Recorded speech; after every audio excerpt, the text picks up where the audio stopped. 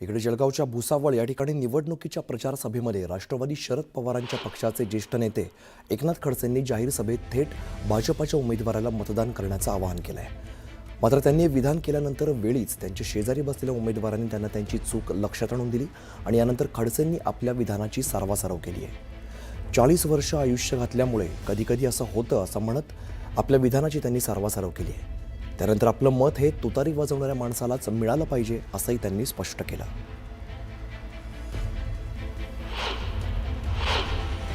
येणाऱ्या 1 तारखेला 2 तारखेला मतदान होईल. त्या मतदानाच्या दिवशी प्रत्येक मत कमळाच्या फुलावर असलं पाहिजे, कमळाच्या फुलावर असलं पाहिजे.